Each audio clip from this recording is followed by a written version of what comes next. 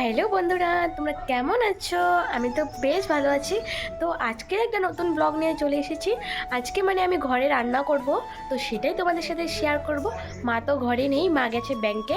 তো আমি আজকে করব রান্না, দেখি কী কী রান্না করি। তো চলো তোমরা ভিডিওটা কন্টিনিউ দেখতে থাকো। তো এইদিকে বানাবো আমি সয়াবিন তরকারি। তো প্রথমে আমি কড়াতে তেল দিয়ে ভালো করে তেলটা গরম করে আমি এদিকে ছোটো ছোটো সয়াবিনগুলো দিয়ে দিয়েছিলাম। এগুলো ভালো করে উল্টে পাল্টে নেড়ে নেড়ে ভেজে নিয়েছি।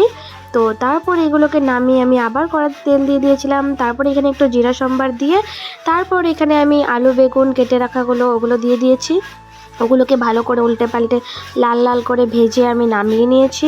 তারপর আবার ওই তেলেই দিয়ে দিয়েছিলাম পেঁয়াজ, রসুন, কাঁচা লঙ্কা, টমেটো, এগুলো দিয়ে ভালো করে আমি লাল লাল করে ভেজে নিয়েছি। যেহেতু আমি সয়াবিন তরকারিটা আজকে কষা কষা করে বানাবো, তাই তারপর এগুলোকে ভালো করে ভেজে নিয়ে তারপর এখানে পেস্ট করে রাখা মশলা করে দিয়ে দিয়েছি। এখানে মশলার মধ্যে ছিল জিরা বাটা, শুকনো লঙ্কা বাটা আর আদা রসুনের পেস্ট। তো এখানে দিয়ে তারপর আমি ভালো করে মশলাটা কষিয়ে এখানে নুন আর হলুদ দিয়ে আরও একটু নেড়ে চেড়ে কষিয়ে নিয়েছি। তারপর ওর মধ্যে আমি দিয়ে দিয়েছি ভালো করে লাল লাল করে ভেজে রাখা সবজিগুলোকে, আলু আর বেগুনগুলোকে।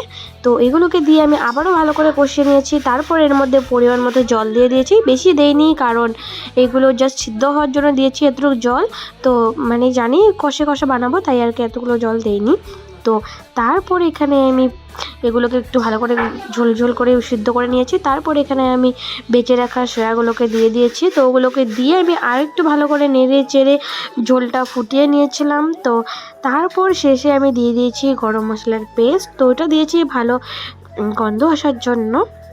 তো এখানে আমার সয়াবিন তরকারিটা রান্না হয়ে গেছে। তারপর আমি আবার কড়াটা ধুয়ে নিয়ে এসে এখানে আমি তেল দিয়ে দিয়েছি। এখানে পাঁচফোড়ন সম্বাদ দিয়ে দিলাম, তারপর কাঁচা লঙ্কাগুলো দিয়ে দিয়েছি। তারপর এখানে কেটে রাখা সবজিগুলোকে সবগুলো দিয়ে দিলাম।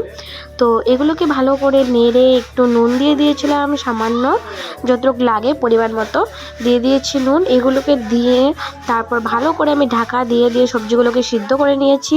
করে তারপর নুন হলুদ আবার দিয়ে দিয়েছি। তো দিয়ে আমি ভালো করে নিরামিষ তরকারিটা বানিয়ে নিয়েছি।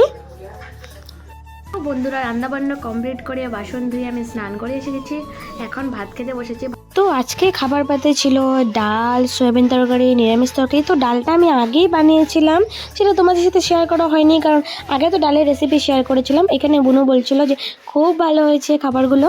তারপর খাওয়া দাওয়ার পর একটু শুয়েছিলাম। তারপর এদিকে এসে দেখি কাজ নাচ এসেছে। তো চলো তোমরা দেখতে থাকো।